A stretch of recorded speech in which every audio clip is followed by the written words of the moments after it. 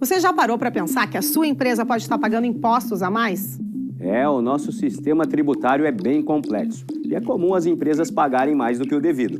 Saiba que é possível recuperar os valores dos últimos 5 anos e reforçar o seu caixa. A Fortus Tax é especialista no assunto e já ajudou muitas empresas nos seus 18 anos de atuação. E o mais importante, você só paga pelo serviço depois que o dinheiro estiver na sua conta. Fortus Tax. Pagar o justo é o nosso forte.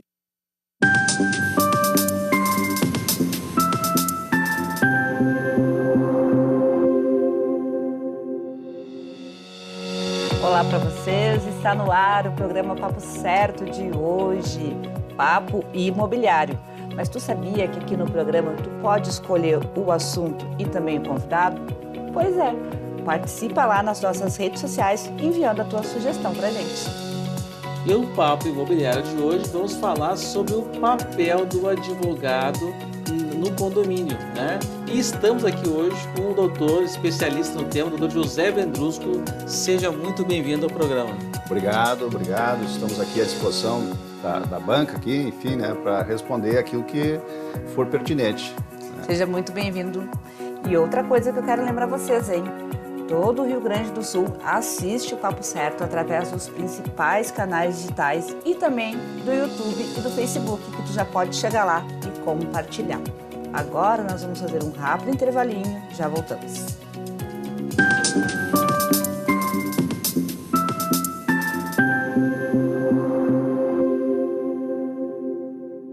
Tá difícil encontrar o profissional certo para a sua empresa?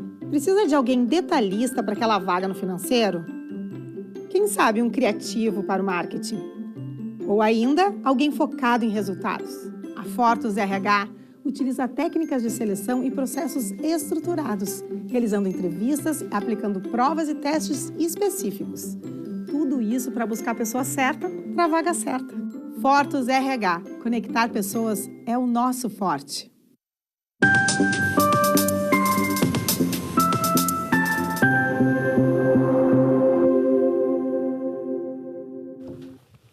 Voltamos com o Papo Certo.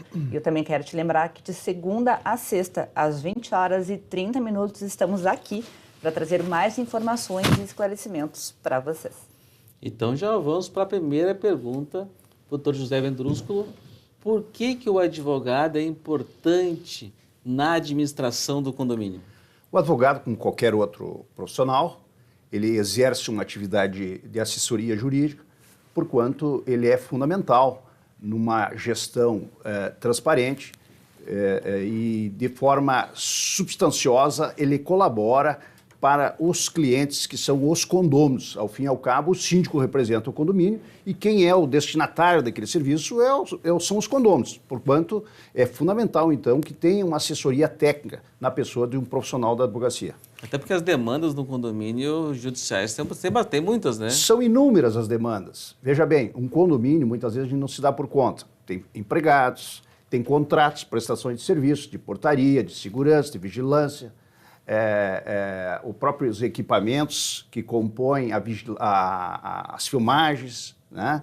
E o condomínio também é uma empresa, porque ele toma serviços, ele consome produtos. Então, quando tu contrata uma empresa que presta um serviço para aquele condomínio, necessariamente é importante, fundamental, contar com a colaboração daquele profissional, que é o advogado. Creio que muitas pessoas confundam as posições do advogado com a posição do síndico. Traz para a gente quais são as funções, então, do advogado condominial. O advogado examina os contratos que são repassados para o síndico assinar. Daí a importância de fazer com que o gestor, o administrador, o síndico, ele encaminhe para o assessor jurídico para examinar as cláusulas contratuais, porque muitos condomínios, por exemplo, tu vais fazer uma pintura, manutenção de um prédio. Normalmente esses contratos, esses valores, ultrapassam a mais de R$1 milhão, dependendo do porte do condomínio. Sim, não, tem uma amiga minha que mora num condomínio grande aqui em Porto Alegre, são 6 torres.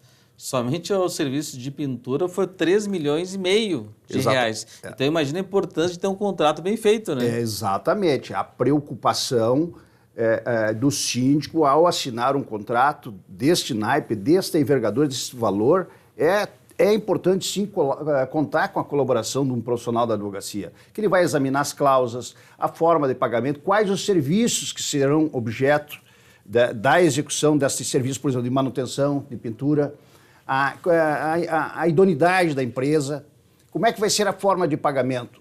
Porque, veja bem, tu tens ali um colaborador, um empregado de uma empresa, e se dá um acidente de trabalho com aquele colaborador, quem é o responsável por um eventual acidente? Tanto a empresa como o condomínio, porque ele é o tomador de serviço, ele é o beneficiário daquela mão de obra. E tu vê lá a torre lá em cima, o pessoal tudo pendurado lá, sem nenhum cinto de segurança. O cara olha aqui, não, mas isso não é problema do condomínio, é problema do prestador. E no fim tem responsabilidade. Ao terceirizar o serviço, necessariamente o condomínio, a empresa, aliás, não é só no âmbito privado, também no âmbito público, tanto o município, o Estado e a União são responsáveis pela contratação e a terceirização da mão de obra.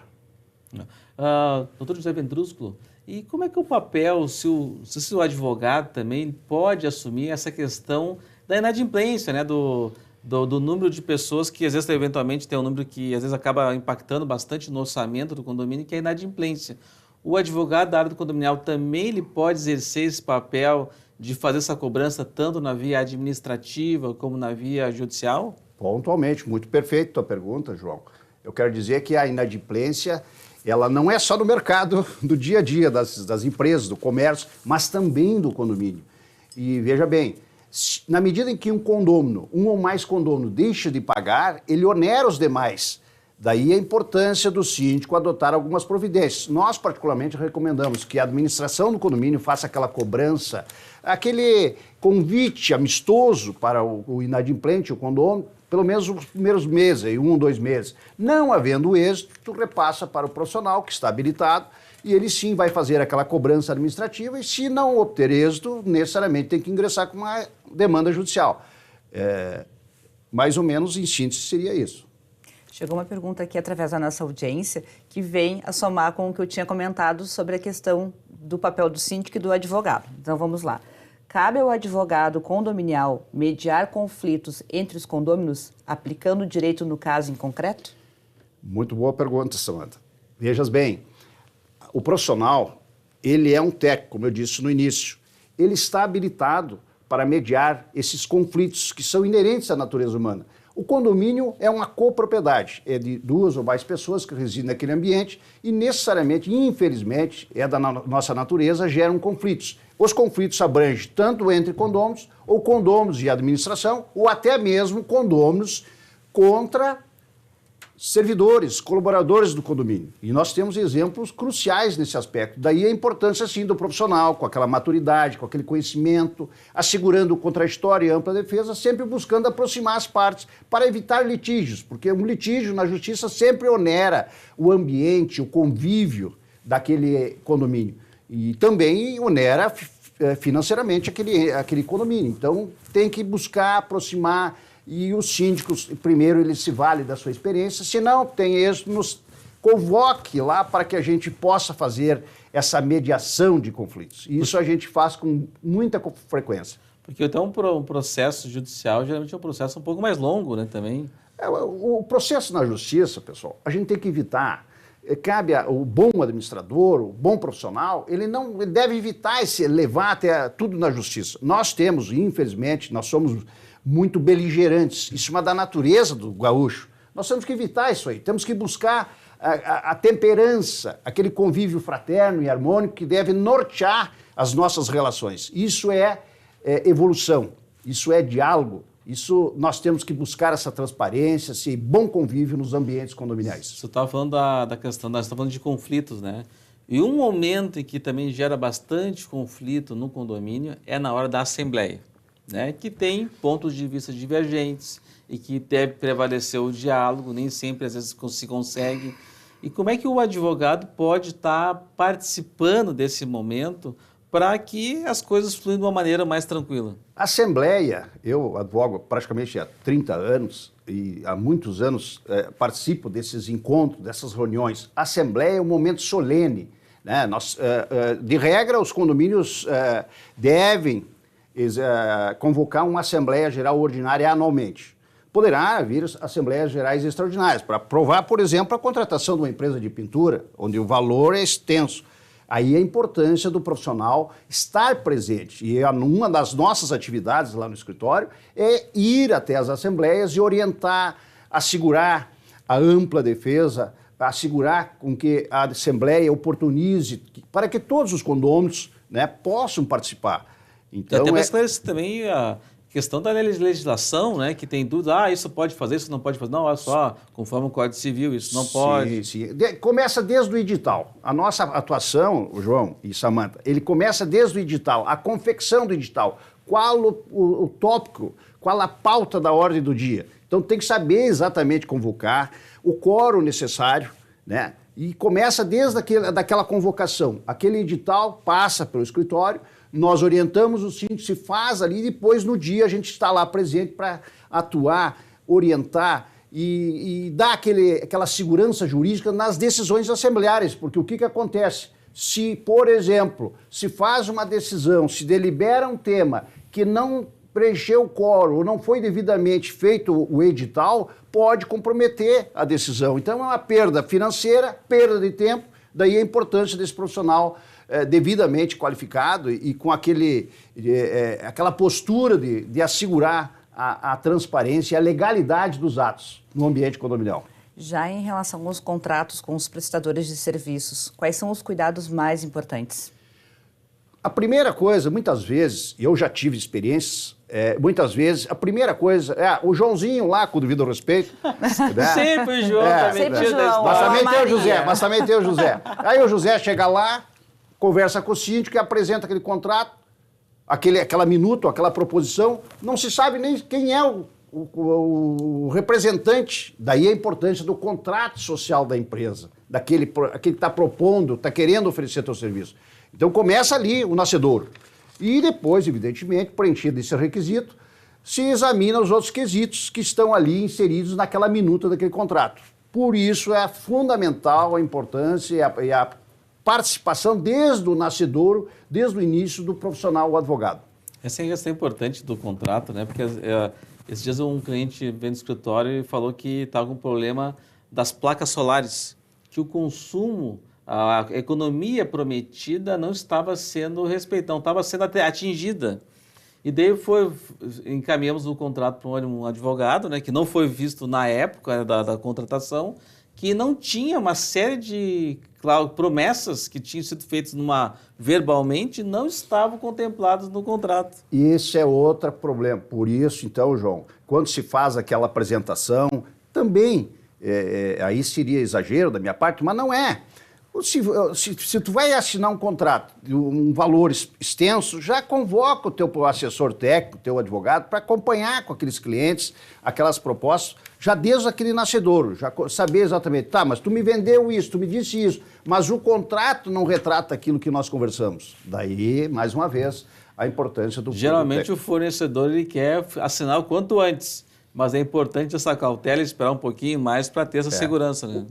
Eu lembro do meu falecido irmão que ele dizia o seguinte: o advogado é uma peça chata, mas é indispensável.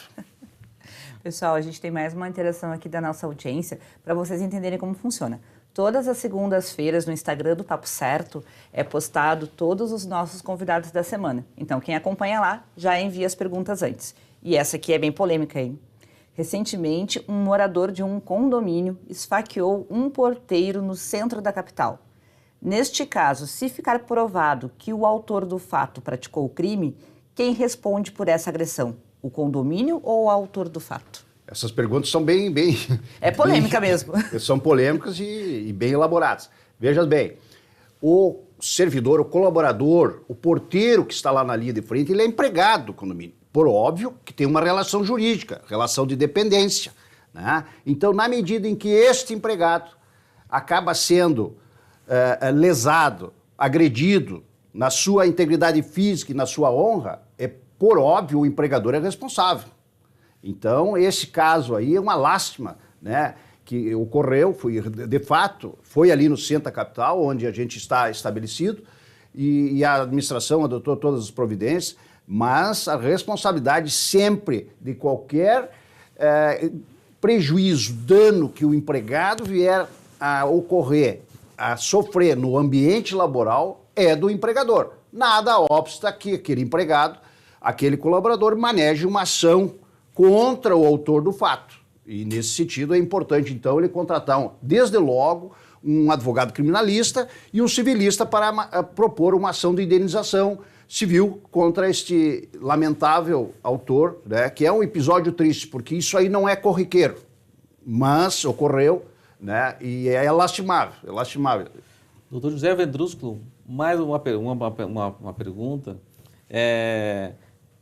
Muitas pessoas, hoje os condomínios têm crescido bastante, e muitas pessoas estão convivendo em condomínio pela primeira vez e não sabem muito bem como funciona viver em condomínio.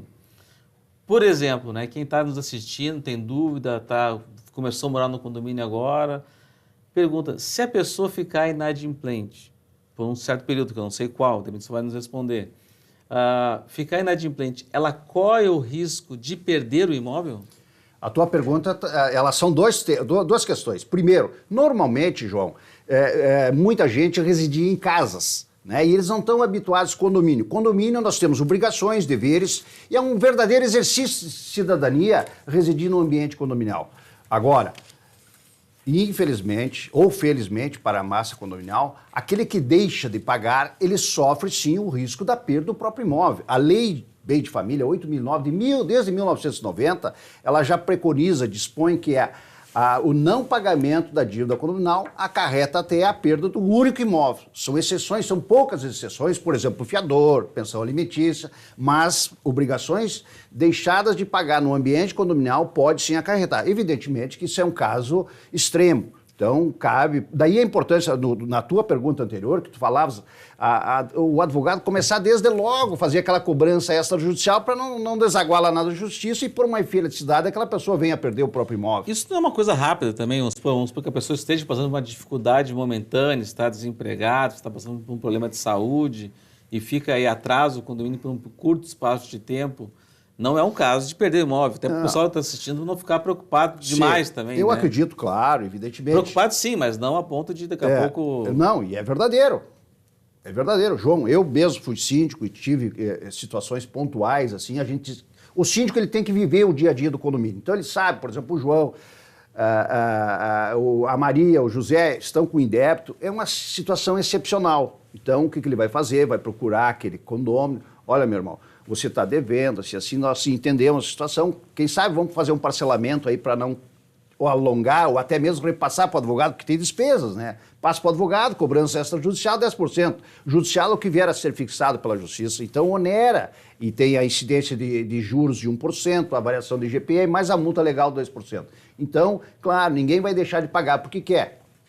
Né? Mas nessas situações pontuais, sim, deve o administrador buscar uma aproximação com a pessoa. Mas lá nem sempre as coisas são assim, João. Às vezes as pessoas não pagam e também não procuram. E aí o síndico tem, por dever de ofício, cobrar e não obtendo êxito, repassa para o advogado.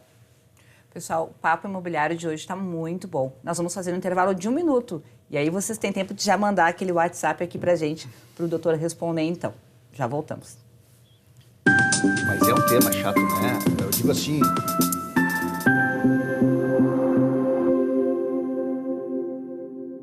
Tal ganhar o prato do seu acompanhante. Com esse app você compra um e ganha um. Simples assim. Vale também para ingressos e hospedagens. De Gramado para o Brasil, o Prime Gourmet traz experiências incríveis para você. Baixe o app grátis e assine quando for usar. Já somos mais de 500 mil aproveitando esse guia gastronômico e turístico. Faça parte desse clube também. Para o cliente, economia e experiências em dobro por 1 ano. Para o parceiro Prime, clientes selecionados. Uma forma elegante de utilizar descontos. Em tempos de juros altos, margens reduzidas e incertezas, rever estratégias é fundamental para manter o seu negócio competitivo. Esse cenário exige planejamento e organização financeira. Nessas horas, qualquer ajuda é bem-vinda, mas a ajuda de um especialista é necessária. A Fortus Consulting conhece na prática e tem as soluções adequadas para cada situação. Fortus Consulting. Melhorar os seus resultados é o nosso forte.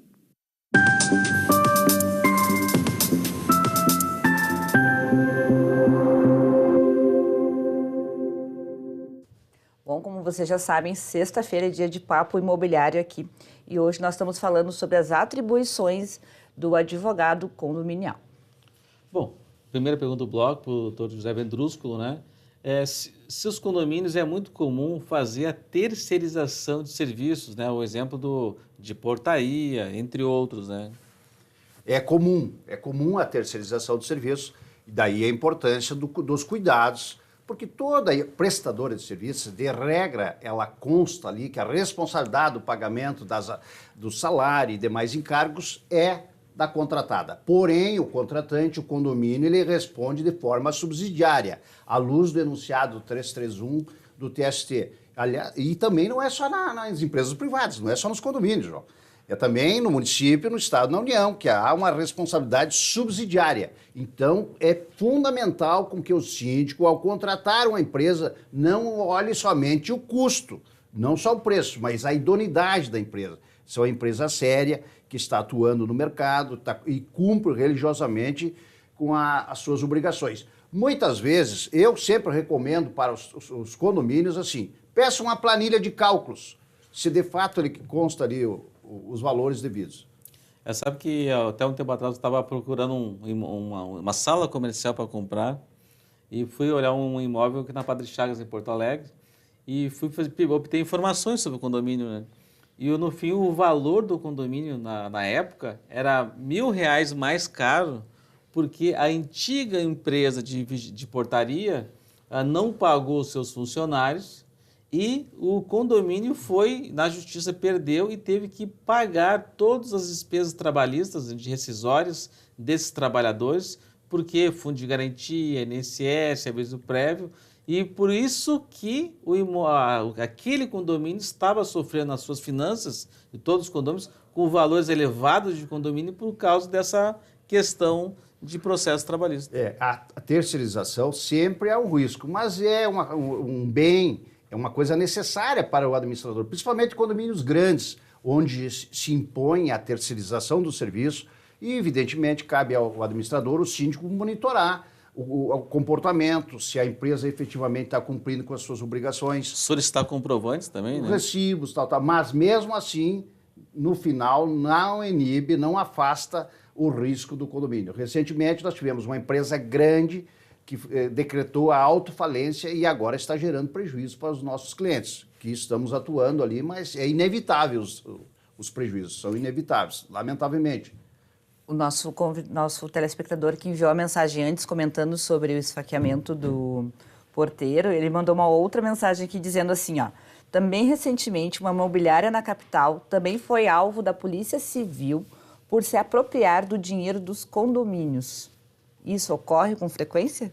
Infelizmente, Amanda, não é a primeira vez. Mas não é, isso é uma anomalia, porque de modo geral, as empresas imobiliárias, administradoras, elas são idôneas, né? Elas gerenciam, cuidam, zelam pelos seus condomínios. Infelizmente aconteceu, né? E realmente foi alvo dessas buscas da Polícia Civil e também está no Poder Judiciário resolvendo esses conflitos aí. Porque o que acontece? Muitas vezes um condomínio, João, ele quer fazer uma pintura, mas ele precisa arrecadar recursos. Aí eles criam fundo de obras, fundo de pinturas, e depositam na conta da imobiliária.